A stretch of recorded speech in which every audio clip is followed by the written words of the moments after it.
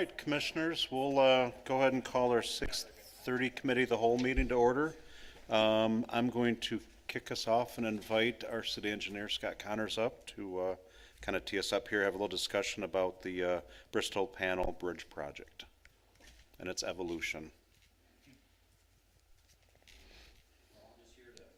All on the tee.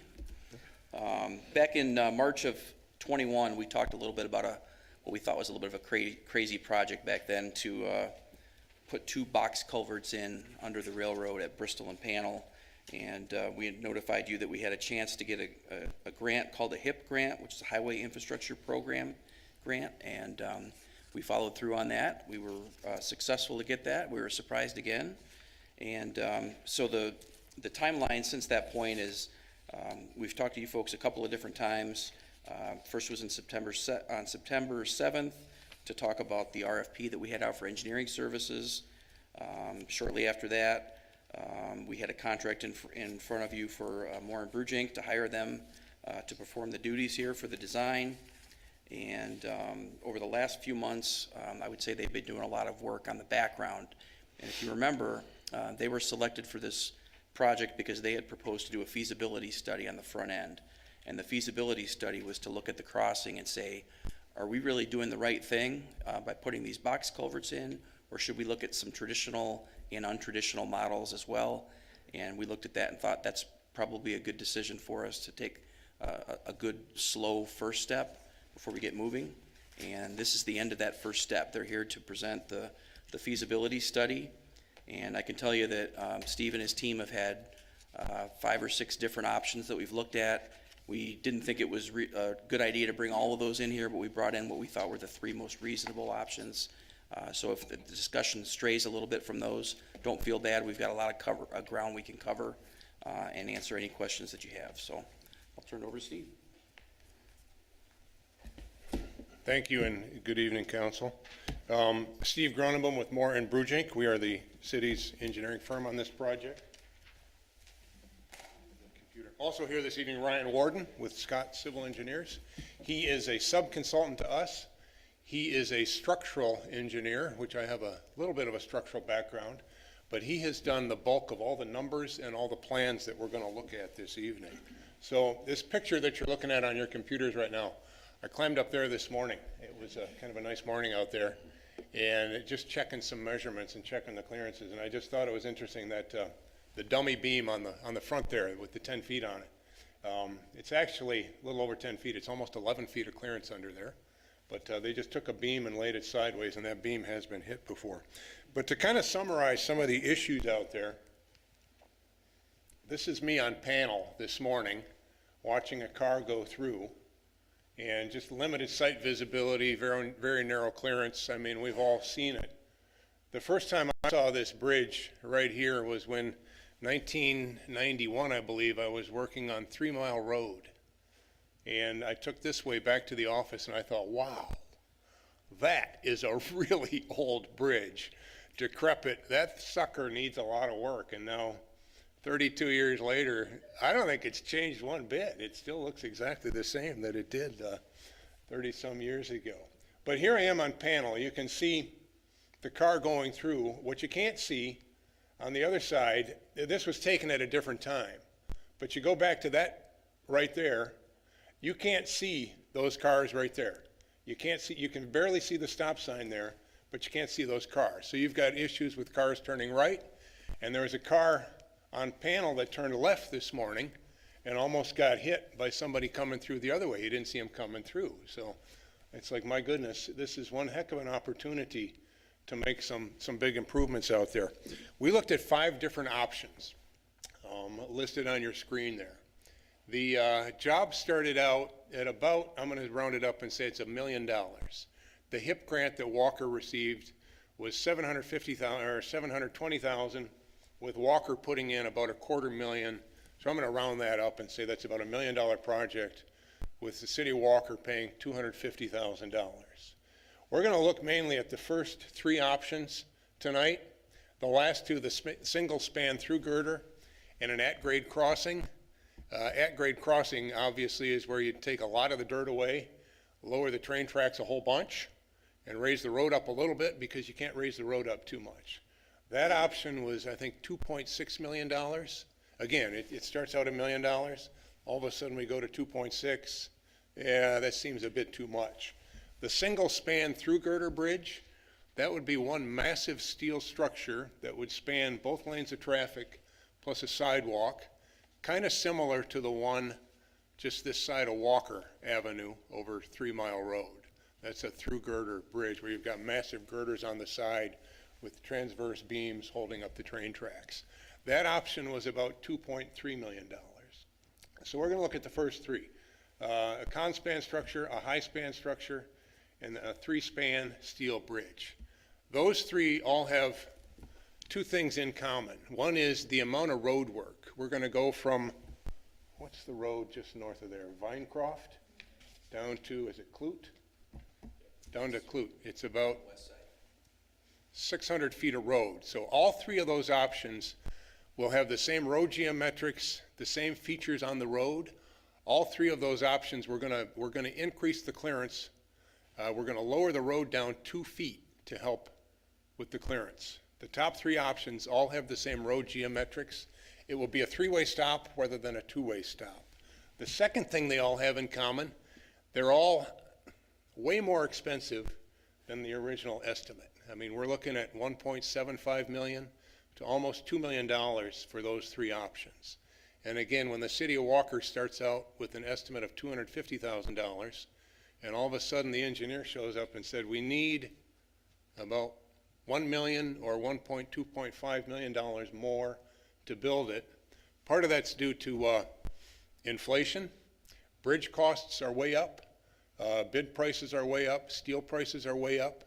We've added about 20%, Ryan will tell you, to the cost a year ago of what these things cost to now. We've added about 20%. That is about that's about $200,000 that we've added into the budget right there. The other is, and if we go back, you see that sign there that says 10 feet of clearance. Last year, the city had hoped to convince MDOT, we're going to make this just by lowering the road. We're going to make that 12 feet of clearance. MDOT said, no, if you're going to make it 12 feet of clearance, we're not going to give you the money. If we're giving you state and federal funds, you have to build it to minimum underclearance standards of 14 feet. So we got to go back and lower the road 2 feet. We now have to raise the train tracks about 2 feet or a little bit more to make up that difference. Raising the train tracks 2 feet will be anywhere from $250,000 to $400,000. So between those two things, inflation and raising the train tracks, you're looking at a price increase of $450,000 to $600,000. If you take that off the estimates, it gets back in range with what the estimates were a year ago. Summarizing the three options here. Here's a con-span option. Twin con-span options. The one on the left is 20 feet wide. The one on the right is, I need my glasses and I just put them away, 24 feet wide. So on the right side, we would have a sidewalk network going from north to south, and the southbound side would just be one lane of traffic. The estimates on that are shown there. We've got the con-span construction. I broke it out into three pieces. The con-span construction, $960,000. The Bristol Pannell Road construction, this stays the same on all three, $600,000. Coopersville-Marne Railroad construction. With this option here, to get 14 feet minimum clearance, you need to remove and raise about 1,350 feet of railroad track. We estimate the cost of that track work at $400,000, okay? $400,000 worth of track work to meet the minimum clearance requirements. The total on this one, $1.96 million. I'll tell you this too, when we did an estimate with this at 12 feet of clearance, I think this is the coolest one. We tell people in Warren Bridging we get to work on cool projects. Beauty's in the eye of the beholder. I think this is the coolest, most attractive one. 4 weeks ago, when MDOT was considering 12 feet of clearance, this was also the lowest cost estimate. And then all of a sudden, they made us go 14 feet, and it's like, oh, crap. The easy answer is no longer the easy answer. $1.96 million for the Conspan option. Option number 2, this is very similar to what the city applied for with the grant. It's 2 high span structures. You can see they're not arched at all. Each one is 16 feet wide. Because they're 16 feet wide and traffic lanes are 12 feet wide, you need a separate tunnel for pedestrians to cross through. This option, and with this option here, because it's not arched, you lower the road 2 feet, you still have to raise the train tracks 1.5 feet. This one is cheaper. The pieces are a little bit more expensive, $1,050,000 for the high span and tunnel pieces of it. The Bristol Pannell construction, $600,000. The railroad work is about 800 feet of track removing and raising it up to get 1.5 feet more, $250,000. So the total then of this one is $1.9 million. So $1.9 million here, $1.96 million here. This is what either of those options might look like. This is in Pittsburgh, actually, the town of, I don't know how many bridges they have. Many bridges. These are Conspan culverts. These, I believe, are about 16 feet wide. The ones that we have costed out in the estimate are 20 and 24 feet wide, so they are a little bit wider than this one here. A third option, why don't we just replicate what's out there, but do it times 3? The one that's out there is 16 feet wide. These are 3 similar spans. Similar steel girders would be used, but there's 3 of them. They're 20 feet wide. You'd have 1 lane of traffic going southbound under one span, 1 going northbound under the other, and then lots of room to put a sidewalk on either side under the 3rd span there. With this one here, the steel costs a lot more. The bridge costs a lot more than the other options. The road cost remains the same, but there's no railroad construction costs because you can build these with 12-inch deep beams, just like what's out there now. You can make up the difference just by lowering the road. So the railroad cost, aside from the bridge, is 0, and the total cost is $1,750,000. The last sheet here, I want to make sure that I've covered everything in my notes here a second. The last sheet here is simply a summary of those 3 options. You can see the road costs are the same as we've discussed. You can see the increasing costs on the structure and the decreasing costs for the railroad. So that covers everything I have to say. If I were king for a day and could say which one I wanted and didn't have to pay for it, it's the easy question. I like the appearance of the arch structures, but they're also $210,000 more than the steel structure, and all of them are $1 million to $1.25 million of City of Walker funds. So, questions, comments? Maybe I'll wrap up a couple questions or a couple comments here too. What we're looking for from you tonight is 2 things really. First, are you okay with the increased clearance to 14 feet? And that's kind of a loaded question because there's a lot of meaning in the background to that. We historically have said we like the idea that this bridge is only 10 feet because it cuts off that neighborhood, keeps trucks out of there, which is obviously a positive. There's a lot of folks that don't like that because from time to time a truck gets pinned in there, but that's part of the protection, and it's a pretty big deterrent if somebody runs a truck into there. I don't think they're going to do it twice. So I think that's a big question that we need to ask is, are we okay with following through with MDOT's requirement? And I guess it's safe to say that they had told us there's a 0% chance of us getting that, what we call a design exception, to have the lower clearance. So if we're going to use the federal money, we have to allow for trucks, and that 14-foot height does that.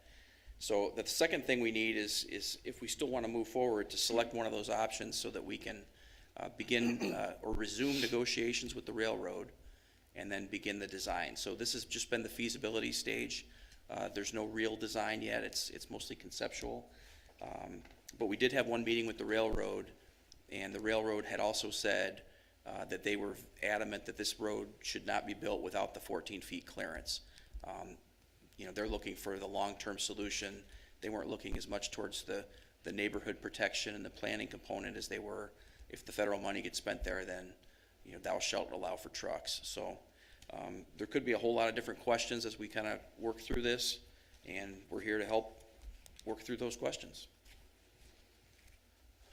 Is there any of these designs that represent a more safe passage for the pedestrian? I think they all do, really. I mean, because right now, you have to fight with that one single lane, Okay. and that's hard enough in cars.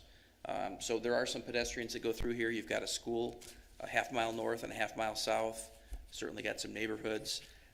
Some of the questions that we had as we were working through the feasibility was going back to the non-motorized stuff that we've spent so much time on in the past. Are pedestrians comfortable going through their own little tunnel? Right. And some people would say no. The good thing about this is that it's a short tunnel. We're not talking about going underneath 131 or something like that. It might be 50 feet long, and we can flare it out on the end so it's not intimidating. But I think some of the options that came up that we liked as a group were having that tunnel be eliminated and just having one of those spans be widened so that you'd have northbound vehicles go through, you have a small space, and then the sidewalk in that same cavity. And I think that's what the group gravitated towards, because we felt like that was the most comfortable pedestrian environment. Thank you. The three views here, are they all from the south looking north? Or Yes. They're, okay, so does that mean then that you have the sidewalk on the east side of the road, the east side of Bristol? We show it here on the east side. That doesn't mean you can't flip everything around if it's on the west side. All right, and then, Looking at mirror images of this. okay, yeah, I'm just curious, because you still have to deal with Pannell, right? Which that sidewalk then would have to cross Pannell, right? That's If it were on correct. the other side, it would not have to cross Pannell. Correct. And then I'm just thinking through you make it 14 feet, now there's no stop sign anymore, people are gonna come chugging through that tunnel, and now a left turn off of Pannell to head south is actually quite significant, because now you're talking about a high-speed impact if somebody's blasting through the tunnel and hits somebody heading from Pannell to turn south. But I think what the committee has talked about and staff has talked about is a three-way stop there. Okay, You would move the stop sign more up towards the panel to get them through the tunnel. okay, but do you You need, can see them. but are you gonna need it, are you gonna need a three-way stop sign? Is it in compliance with the speed limits for that area, now that you've made it all a non-issue? It's 14 feet high now, it's wide enough, you can just blast through there, right? I mean, I don't know, but I what think what there's would the assessment be on the speed that I know we're sometimes limited on what speed we can make a road. Sure. And sometimes it's higher than we want it to be. I'm just not sure that we'd have that unintended consequence. I think we're fortunate that we still have the ability to make the decision about whether or not to put stop signs in, but you're correct on the speed limit. We can't set the speed limit arbitrarily. It's got to be set according to state law, and that depends on how fast people feel comfortable on that corridor. But we would almost certainly have a three-way stop there. It would be set up to even have a signal in the future if it got busier. But I think traffic committee and our staff discussions, we felt like the three-way stop was appropriate. Okay, and then, what's the offset? In other words, how much, if we didn't exercise the MDOT money, Oh, is there a it's a great trade-off there, is there a trade-off there that's maybe worth thinking about? That's No, a thank great question. One that we met Friday and somebody brought that question up. What if we don't accept their money? What's the cost? If you don't accept the money and you build it to a 12 feet clearance rather than 14 feet of clearance, your costs go down $250,000 to $400,000. It goes down $400,000 on the first two. It goes down about $250,000 on the last one. It brings them all down to about $1.5 million.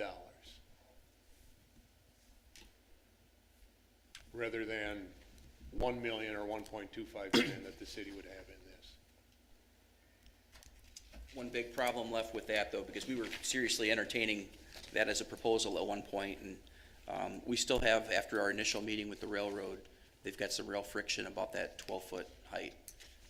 So we haven't worked through that because we didn't feel like it was important to meet with them until after we met with you to say what direction do we want to head, because we need your direction to begin that negotiation. But I think that would be a sticky issue. You're saying Coopersville Marne has that concern? Correct. Has the railroad been any help in any way in this whole process that I'm not aware of? They met with us. Could I ask one question on that topic? What financial investment does the railroad have in this at this point? Everything that we've laid out would be zero. So really, we could tell the railroad to go pound sand, which is kind of what I'm feeling right now, and on other projects. I know Jeff over there. I could talk to him. Well, we've had some discussions. It's just, I think their philosophy is that they're a business. They're not a lucrative business. They're not making a lot of money. At least this is the pitch that we get. Yep. And without making any money, how could they invest in system improvements like this? And so over and over the years, we've been stuck in this position. If we want to make improvements along that corridor, we've got to find the funding to do it. Yeah, I would not expect that they'd be making any type of financial contribution. But as far as pushback on the 12 feet thing, I think that they You will. would think they'd be just a wee bit more grateful. Yeah. The city is doing for them. Frankly, and Steve, you said it earlier in the process, like this bridge has looked like this forever. It's like even like going under as a kid, I remember looking at like, man, that's an old bridge. Yeah, if you don't mind, I can chime in a little bit. Yeah, the first thing I kind of thought was that, like you, Steve, I do like that first option. I do see the cost of the raising of the railroad, and I do see that as if we were to offset that cost with losing the MDOT grant theoretically, our cost isn't that much greater than what it would be. I mean, you end up paying what, $300,000 more. But what I know about the neighborhoods there, and I would encourage us at some point to have a meeting with the neighborhoods regarding this improvement, right? Because I think it's going to be an important part of it. And I can tell you without question that what we will hear unequivocally from the neighborhood is that they don't want that bridge raised. They are going to lose their minds if we talk about 14 feet because, and I was walking Bristol today. I was walking on Bristol today. And it is absolutely not a road that is equipped to handle semi-trucks. As a pedestrian walking on the side of Bristol, I can tell you that it's not really equipped to handle me walking on Bristol and a car passing by. When you have like on traffic going both, and this is why we've talked about sidewalks here for a long time, right? Is because it's not really designed for multiple different things happening at once, not designed for large vehicles to be passing through while people are passing through. And that's kind of the root concern that we get back to with the trucks thing. I understand the passion from our folks at MDOT to say we want the 14-foot clearance because we want traffic movement to be better, right? They want vehicular movement to be better. But from my perspective, as someone that has lived in the area for quite some time and knows a lot of the neighbors and has spent a lot of time running, walking, moving through on Bristol, the road's just not really set up for that type of traffic. Now, if we think long-term, if we wanted to redesign Bristol, I think there are still some challenges there, right? Because widening Bristol, you got the culverts on the side and not necessarily it's not well laid out for a more robust road that would better support semi-traffic. Yeah, we've still got two vertical curves there, meaning that the grade comes up too quickly at two stop signs Yeah. or in the future, perhaps traffic signals, and Yeah. it's hard to fix. Yeah, and that's a part of why our costs on sidewalk, frankly, are probably so high, is because we deal with that there too. I'm guessing that's why we see the sidewalk illustrated on what would be the east side of this, is because we've got a little bit of sidewalk there by the Sparta sheet metal, right?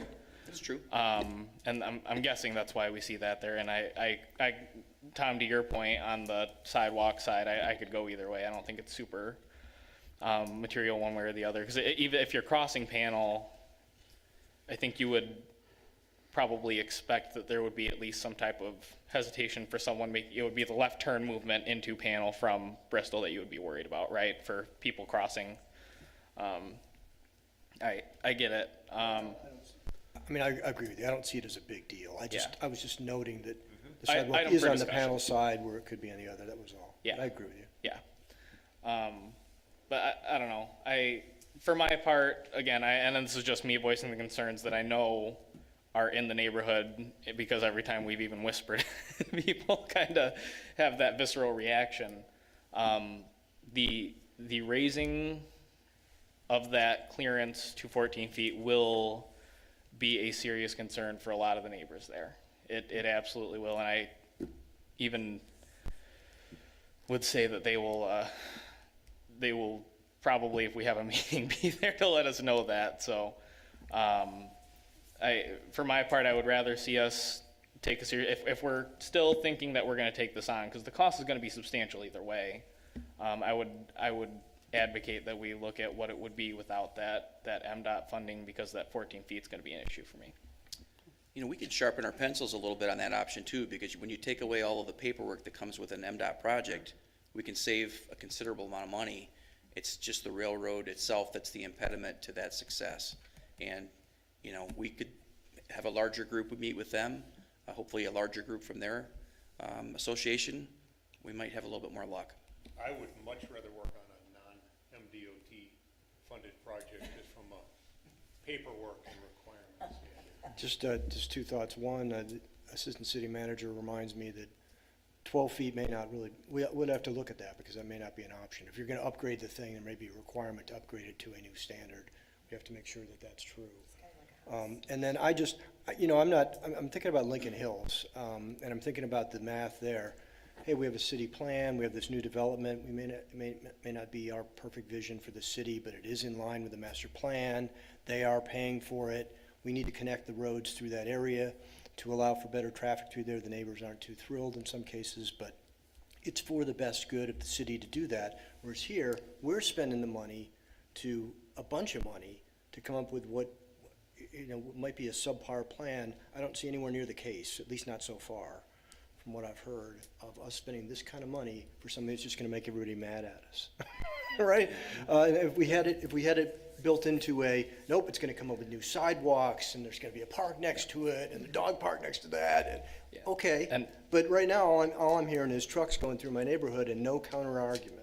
Yeah, and Commissioner Rick, I will say that when we went through the sub-area master plans, there was a pretty pointed conversation about not wanting to see the clearance increased for the adverse impacts on the neighborhoods. Yeah, I think if this was an easy issue, this bridge never would have reached its 115th birthday. That's certainly, it's certainly been a Scott? problem for a long time. Do we know if the railroad can say the height of the bridge has to be X? Do they have that like under a federal law, or, I mean, do they have if we get down to brass tacks, can the railroad say it has to be 14 feet? I think that's an interesting question we probably want to have in closed session. Yeah, okay.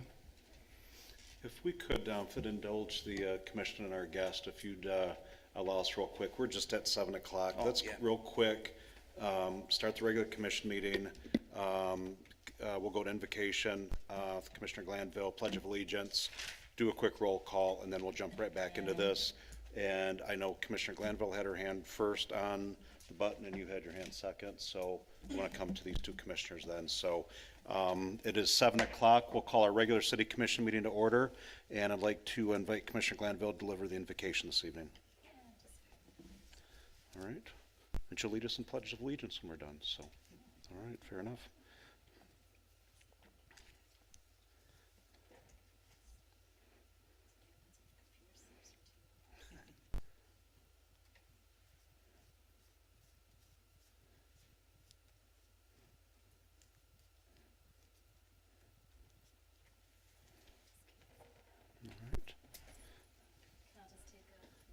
Quick, yes.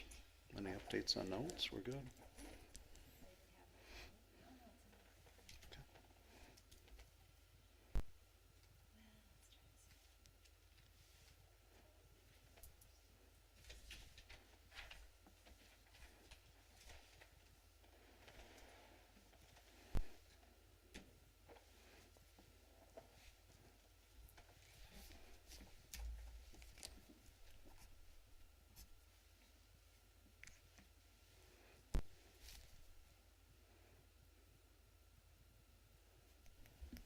I really like the design work on these proposals.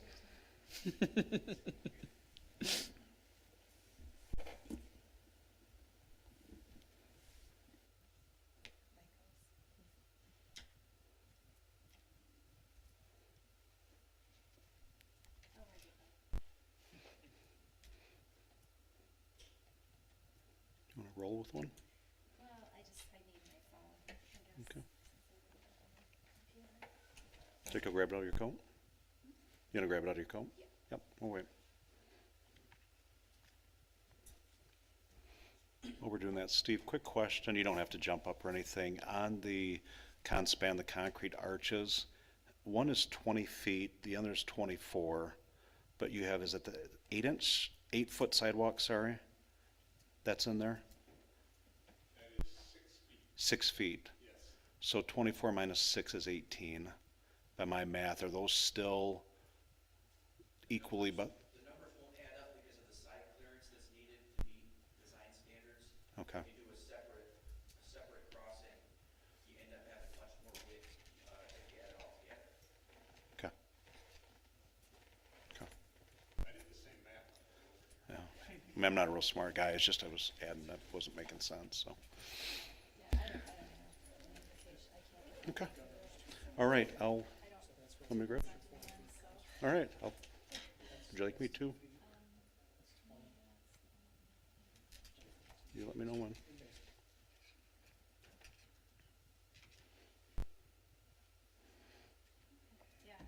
Okay. All right, if you join me, please bow your head in prayer. Father, thank you for having us this evening coming together, and we give great gratitude for all of us being here together, our public servants, not just in this room, but those that are in our police and fire departments, our public works, our military, and all the city staff that we have. We ask your presence throughout this evening as we deliberate, discuss, and try and do your will here on earth. So in your name, we pray these things. Amen. Amen. Please join us for the Pledge of Allegiance.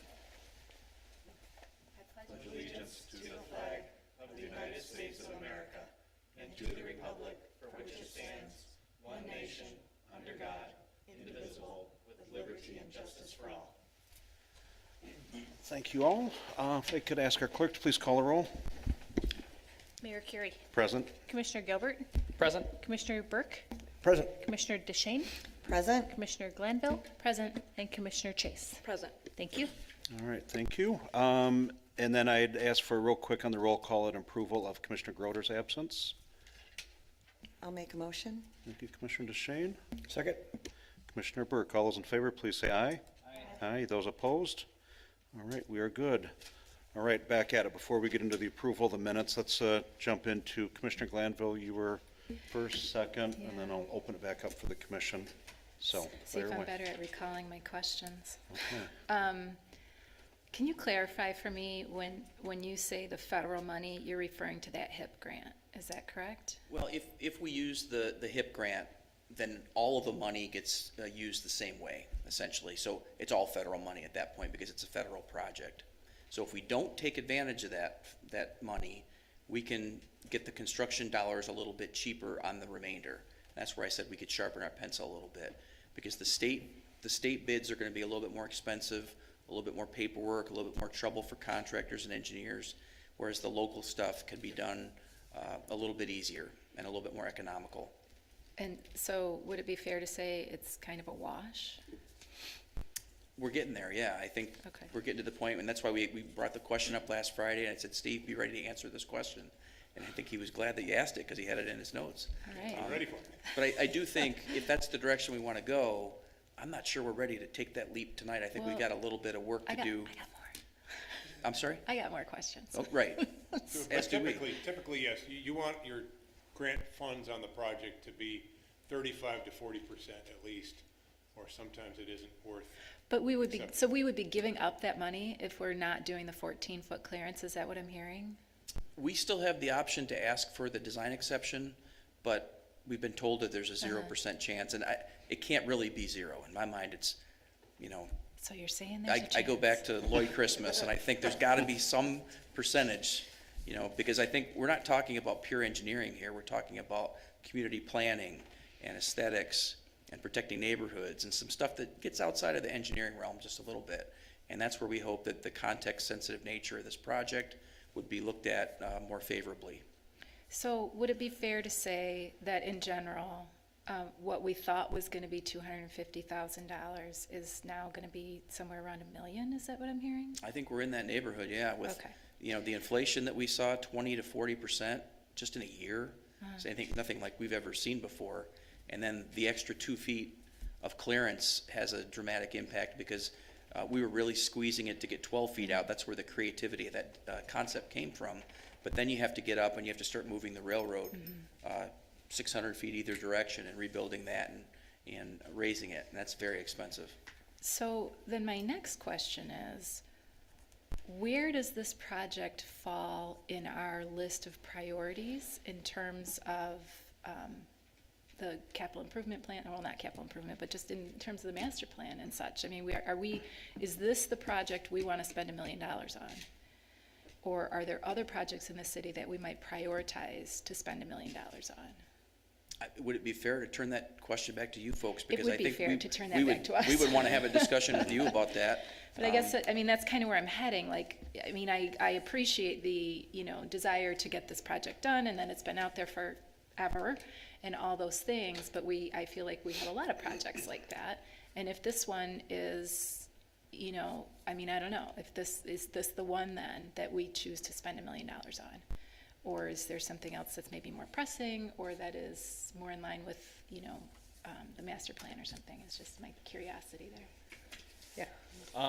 Commissioners chime in? I can.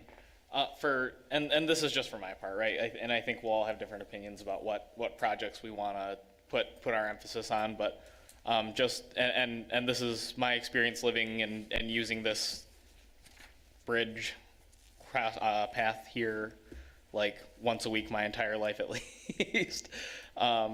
Steve's recollection earlier is not uncommon, where you have like near accidents all the time.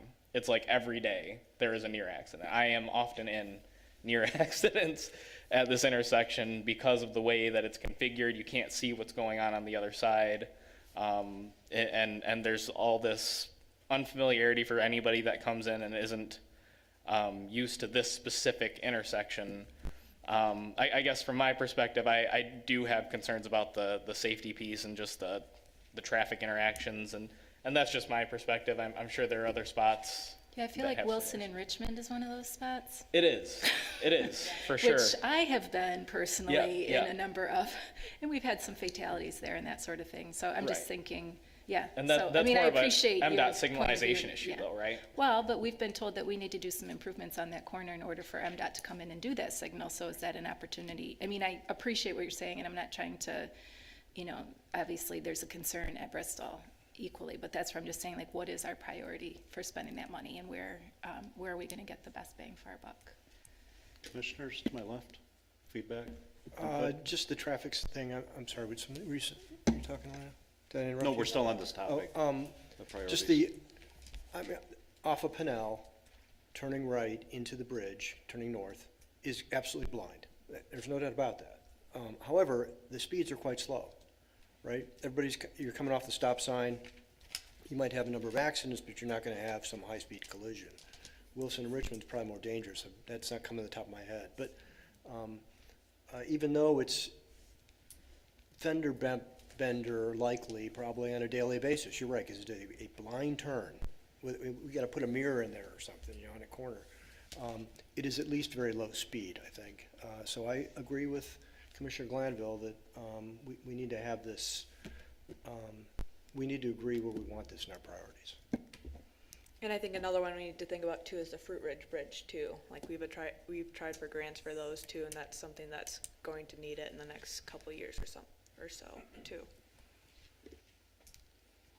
How much money did we get back if we, what's the state money or the HIP, I missed the acronym. so- $720,000. Thanks. Go down. Just when, Scott went to the Metro Council to apply for this grant, and that was because we had this special pot of COVID money and they wanted some creative projects. So remember where this impetus for this project came was as a result of that. So it wasn't pitting Wilson and Richmond against this project. That's an MDOT project. We're not gonna touch that until MDOT gives us the okay. And right now, we can do what we want. If they're not gonna okay it, we're not gonna do it there. So, I mean, that's again, just the impetus for this. If you decide we don't want this grant money, this does not have to be a top priority for us, but that's your decision, is it, if it is, or if we keep the money at 800,000, or do we give it back? If we do give the money back, we can still do the project on our own if it rises to your top priority. I think we have a little bit more time maybe if we don't use that money to research this a little bit more, but what year is this grant slotted for, 2023? Yes. Is it, Scott? So I think the real issue for us would be, we'd want to make a decision in the next probably month or two, so that we could get back to the Metro Council and say, we aren't going to be able to take advantage of this grant, and then as a group, we get together to talk about the creative, maybe COVID-related project that could take it. This isn't something that we could just apply to a different job. We'd have to have that discussion. Yeah, well, we probably won't get the money back. I mean, obviously, it's gonna go to somebody else in the region for a different project. We just can't take that money and put it anywhere we want. We have to use No. it For- for the specific. Correct. We got this, we were successful because of the uniqueness of this project. And when I told people there was a 114-year-old bridge, and when I showed them pictures of it, nobody could match that. So we were successful out of pity in some ways, I think. Sorry, can I clarify just one more time? I feel like I'm confused about this grant. So the way I understood our conversation is we only get the grant money if we raise the bridge to 14 feet. Is that correct? That's correct. Okay, so that's really what we're deciding here, is whether we're gonna, and I appreciate what you're saying, like, I get it, it's not Wilson versus, but I'm just saying, if we're gonna spend the, $1 million instead, that's where I'm wondering, is it this project? So thank you, I just wanted to clarify where that grant money comes into play. Commissioners, managers, anything else? I've got a few on my list to ask. Anything? Good, coming around? All right, first, the sidewalk connectivity, I think, balancing this out, I don't, other than that short stretch in front of Sparta Sheet Metal, there's no sidewalks coming south from Winslow, south from Harding, or south from Clute, up to, I believe that is, I just looked on Google Maps and it looked like that was the case. Yeah, I think the reason that we had selected the east side is because when you move to the north, that's what's going to connect most of the residential neighborhoods.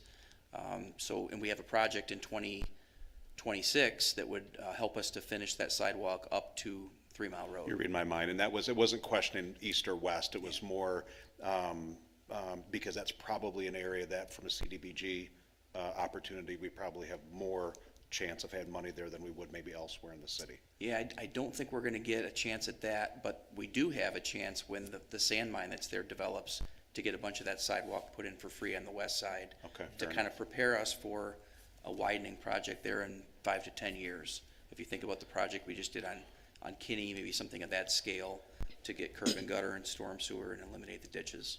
Okay. Didn't that neighborhood on the west side of Bristol just size out of CDBG eligibility?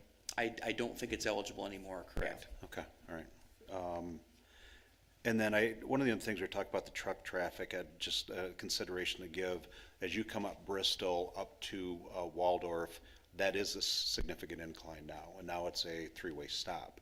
So from a truck perspective, I believe we mitigate some of the risk of the trucks actually going up that hill, because they're not going to be wanting to sit on that steep of an incline with a full load or not behind them, and trying to work through their gears at that point. So, but I do believe that notwithstanding, we're still going to be aware of truck traffic through the neighborhood, and some feedback coming. Go ahead. Just on that piece, I don't think a lot of those trucks do a lot of preparation when they make plans like that. That being from the experience of having so many of them hit the 10-foot Fair. bridge bar. So I don't think they'll be planning ahead for not hitting the incline there. Okay. My experience. All right. And then the other, I haven't seen it in here, that may be someplace, and I'm not seeing it. When we look at lowering that road, and I look at the incline of that railroad track, we're gonna have water pooling, I've seen an area from a drainage perspective. When are we gonna have to provide some type, or is that part of the project that we'll be doing work down in there to make sure that water's staying off of the road and getting into the system where it should be? Yeah, I think if you talk about pooling to an engineer, we'd say, whoa, whoa, you mean collecting? You know, it would Collecting, be a thank very you. Okay. purposeful way to collect I'll it. give you And that, this, all right. the project, the reason we can't go too deep is because we have to have gravity do the work for us with the storm sewer. So we can only get down about 2 feet, right? Yeah, well, the controlling is really the sheet metal proximity there and their parking lot there. We can only go down 2 feet because of that. The drainage will also be, it'll actually be improved by quite a bit because it's gonna go from a relatively flat slope under the train tracks to much more of a sloped roadway under the train tracks. That's why you're the engineers, thank you. And then last thing on my list before I provide the summary is from the railroad input. Guys, I'm sorry, I'm getting tired of pushed around by that Coopersville-Marne Railway. We have to, the years I have been around in this city, we have continually had to do what they say, do it how they want it done, but they don't put a darn penny into it. And so my term of pound sand seems very aggressive. It stands. They don't have a say. I want them to be a partner at the table, but they're not going to tell us what to do. So I can't be more clear about that. Understood. With one individual who has a clear conflict of interest with the position and what he holds at the city. So, so there's that. Secondly, the justification, I'd encourage the commission that we look at this and maybe look at the options, and we probably need to give some feedback here tonight. Justification, there is a, you know, still as we look at this picture, and this is kind of the money shot here of from a visual perspective, there is a clear and present danger there. We are looking at a 115-year-old railroad bridge. Show me something else that's 115 years old right now that looks any better. So obviously we have to do something. Now the $1 million question is our guidance to our engineering team here. Do we forego the MDOT grant at 14 feet and run the, you know, and still try? Who knows, maybe we do get something, but the likelihood's probably slim to none, and go with the other 12-foot. I have my opinion and vote, but I'm going to hold that till the end. So I'm going to start left to right with Commissioner Burke. I'd certainly like to take a hard look at that, Mayor, yes. Commissioner DeShane? I agree. I think we need to look at that as an option. I agree too. Do we know if we have to meet the federal standards though to go up to the 14 feet, even if we do it out of just city funds? Or like, can that be a question that we address before we make a decision about either direction that we can find out? Yeah, my gut's telling me that we're gonna have a couple of interactive sessions maybe to talk through this. And I think that would be something that we would have to look into, but I think it would be related to MDOT rail safety, which again brings us back to the railroad issue. So might be able to lump all that together in one discussion. That's what I was wondering. Commissioner Glanville? Yeah, I think we certainly need to explore this some more before we make any kind of decision. Yeah, I mean, I'm comfortable with the direction that we're headed in terms of the discussion. I think that exploring it, whether with or without the MDOT funding is probably a worthwhile discussion to have. Well, I think we could put together a meeting with the railroad within a week or two's time if we could get some representatives, you know, maybe the mayor sits in on that. I know Commissioner Gilbert had mentioned he knows Jeff, DePilka. And I think that would be a good discussion before we spend too much more money and get too far down the road.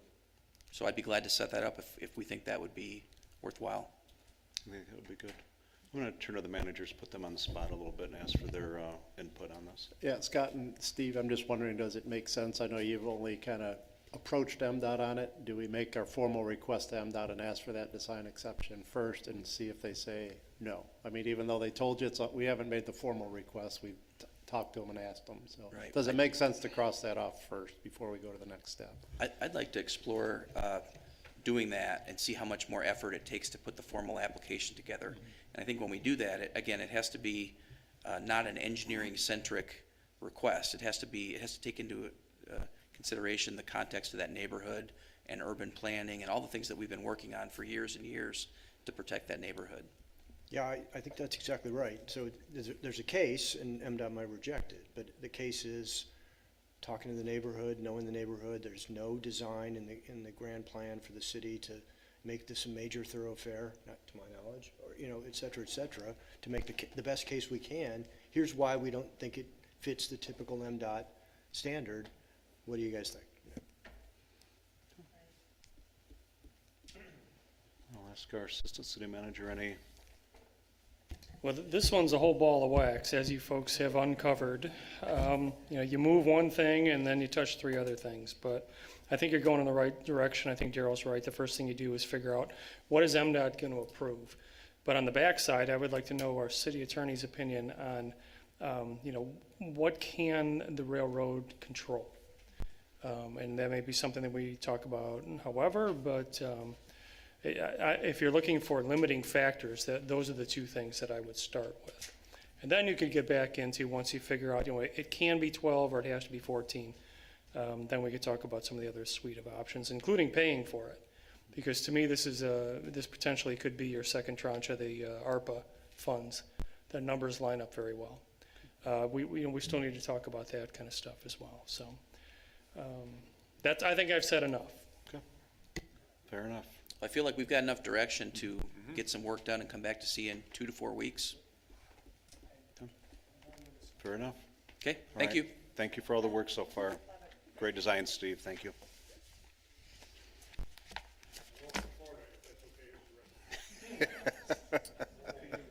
Thanks for dropping that one in, Steve. That's fair. All right. Next on the list then is approval of the minutes from the February 14th, 2022 City Commission meetings. If there's no discussion, I'll entertain a motion for approval and support, please. I'll make a motion. Commissioner Chase, motion. Support. Commissioner Gilbert. All those in favor, please say aye. Aye. Those opposed? That is passed. Next, and it's not on the list, but we should have public comment on agenda items. Is there anybody in the public that would wish to speak on any agenda items? Going once, going twice. None. Thank you. All right. Consent agenda. Expenditures in the amount of $1,853,387.40. Are there any discussions on the expenditures? Seeing none, I'll entertain a motion for approval and support, please. I'll make a motion. Second. Commissioner DeShane, Commissioner Burke. Thank you. All those in favor, please say aye. Aye. Those opposed? All right, bills are paid.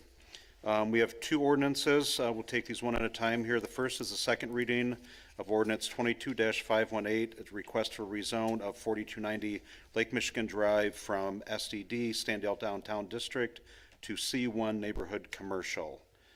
Is there any question? This is our new primary care place, urgent care facility that we discussed last time. Is there any questions or dialogue on this? Seeing none, I'll entertain a motion for approval and support for the second reading, please. I'll make a motion. Commissioner Chase. Support. Commissioner Gilbert. All those in favor, please say aye. Aye. Those opposed? All right. Ordinance 22-518 for the request for rezone of 4290 Lake Michigan Drive is passed.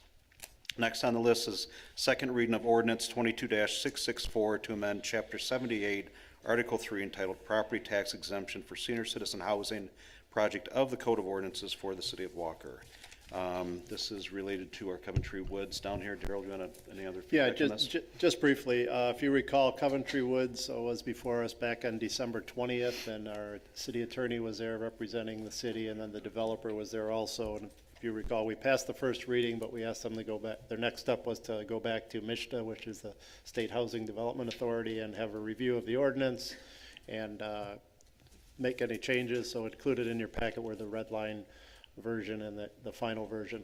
Quite a number of changes, but our attorney has reviewed it and they comply with everything. He is in agreement with it. You recall they asked for the term to be 38 years and at the 4% rate that they would reimburse us for as a payment in lieu of their property taxes. So everything here is acceptable to both MISHDA, our city attorney, and the developer. So we're asking for your approval of the second reading so they can move forward with this project and complete their closing.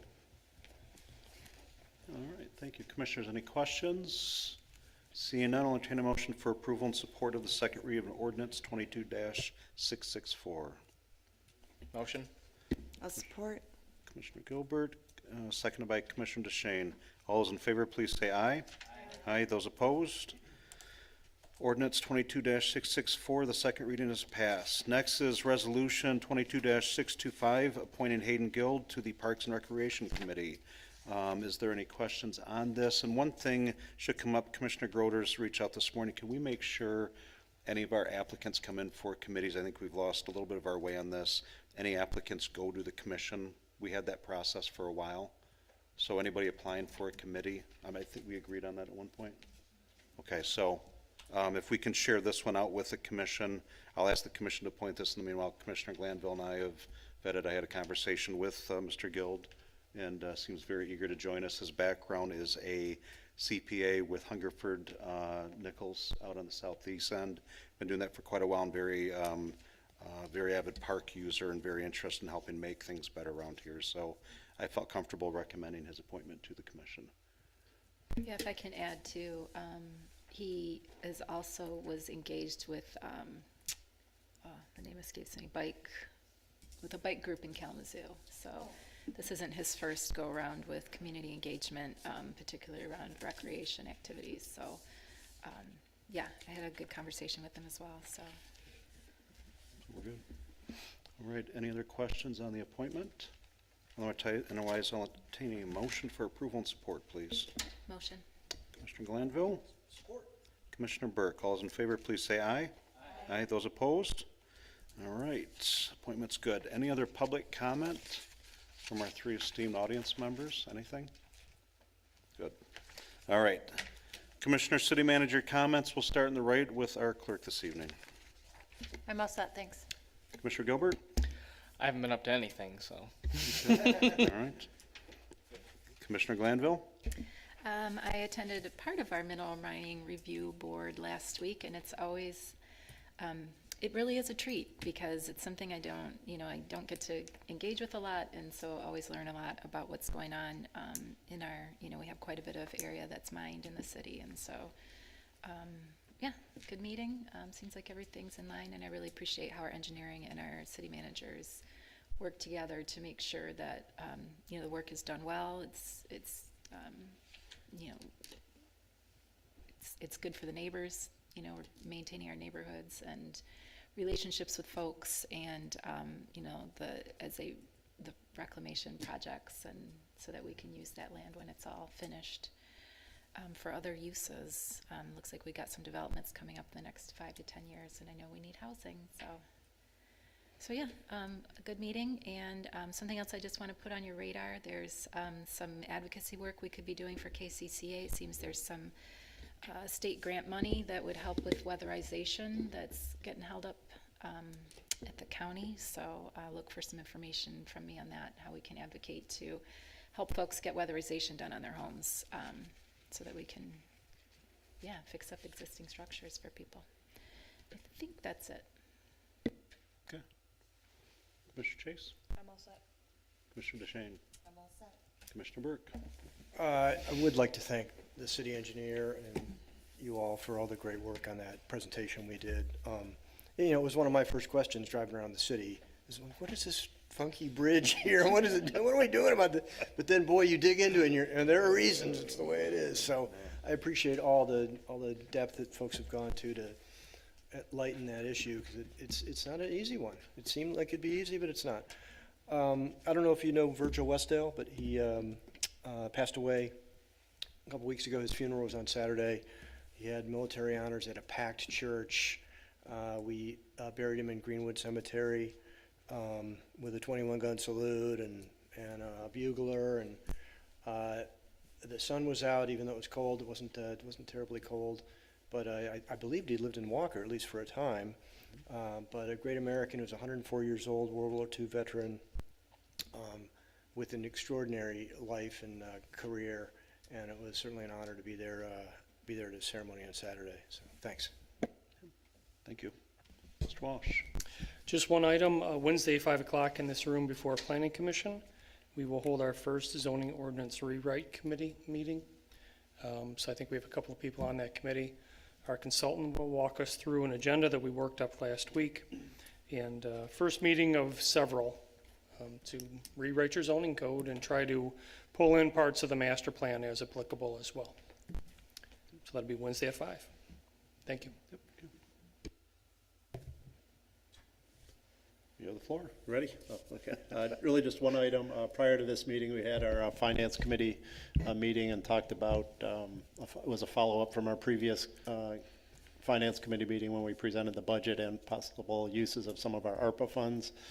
So the direction was given to our IT director to go back and provide some more information on our security project we're looking at doing for the whole facility, for all of our facilities with cameras and card readers and everything. And so the Finance Committee granted approval to move forward with that project using some of our ARPA funds. So that project will be getting underway. I know Keith was very involved in the initial layout on that as well. So it's going to benefit all of our facilities and really improve the security everywhere. So that project will be moving forward using a portion of the ARPA, the first tranche of our ARPA funds to the tune of about $560,000, I think, of that first batch. So thank you, and that's going to be a much needed project. So that's it. All right, I have nothing for the good in order, so I'll entertain a motion for approval, motion and support to adjourn, please. I'll make a motion. Support. Commissioner Chase, Commissioner Gilbert, all those in favor, please say aye. Aye. Those opposed, we're adjourned. Thank you.